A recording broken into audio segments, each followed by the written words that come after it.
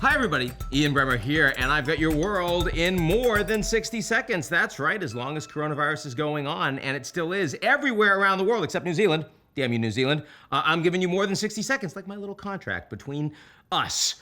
Some social contracts still work in the world today. So I have your questions here. We're gonna get them started. How will the EU Coronavirus Recovery Fund work? And are there winners and losers? How's it gonna work? Hundreds of billions of euros being distributed between it's collective redistribution from wealthy countries to poor countries. And that money has been now a unanimous agreement between all 27 members of the European Union, not 28. The Brits are no longer a part of the table. And it's historic. It's by far the biggest political success that we've seen anywhere around the world in providing real multilateral leadership to help make it easier for those countries that are suffering the most. In the case of Europe, that means the poorer countries that don't have the ability to bail out their devastated economies. Again, you're seeing double-digit contractions across Europe economically this year. Now you're seeing hundreds of billions of euros. Half of that will be grants, don't need to pay it back. Half will be loans. That was a big part of the debate, of the controversy. And who's it going to go to? It's going to go to the Southern Europeans, like Italy, like Spain. It's going to go to the Eastern Europeans. And part of that, that's where you have some of the problems that some of those East Europeans do not actually support. All of the mandated rule of law, independent judiciary that you're supposed to be a part of the EU. The EU's not been able to sanction them, countries like Hungary and Poland, precisely because you need unanimity to do so, and it's hard to get unanimity. Some of the wealthier countries were saying, well, we're not going to give that money unless we can ensure that everybody that gets it actually is aligned politically. Well, that didn't work. So countries like Poland and Hungary will continue to have their political systems diverge from those of the West and the North. That's bad for Europe long term, but for the short term, Euroscepticism is actually on the decline, not on the rise, because even if you're a Eurosceptic in a country like Italy or Greece or Hungary, if they're saying they're going to give you money to help bail you out, mutualize debt, something that no one thought could have happened before the pandemic, you're reasonably happy with that. I mean, you're not going to give up free money. That's kind of like Ayn Rand Institute accepting cash from the U.S. government. You read Atlas Shrugged. I mean, I suppose, though it was horrible, but that doesn't mean you won't take free money from the government. That's just your ideology. Who cares about that? Okay, what else do we have here? What is going on with Turkey and Greece in the Aegean Sea?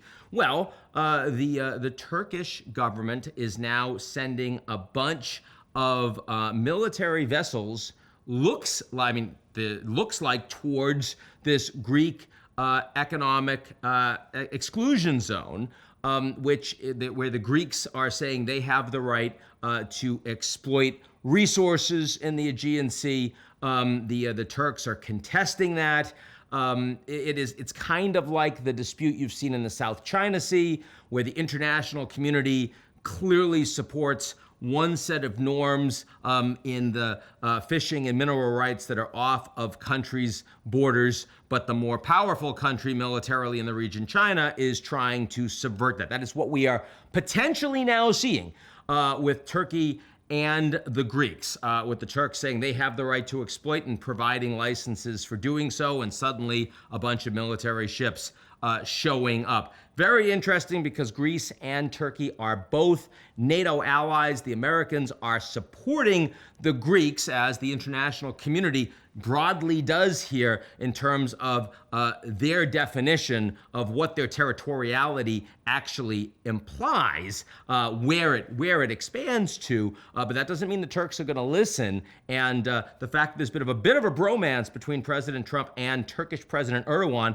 complicates this. So we should watch this very closely. Big win for the Greeks in terms of the EU deal, potentially big problems in terms of the fight with Turkey. Finally, is Russian influence in UK politics really the new normal? I'm going to say no. I think people continue to exaggerate what the Russians are actually able to accomplish. It is true that they provided lots of disinformation and certainly they weren't open about it. They weren't saying this is coming from Russia. It wasn't state propaganda. It was pretending to be local actors with the Brexit referendum, with the Scottish independence referendum, and of course, in the United States with the US elections. But the amount of money is relatively limited. And the outcomes, I would argue, are much more divisive because of problems in these countries themselves. The Russians tried to have that same kind of impact on the German elections, and it failed.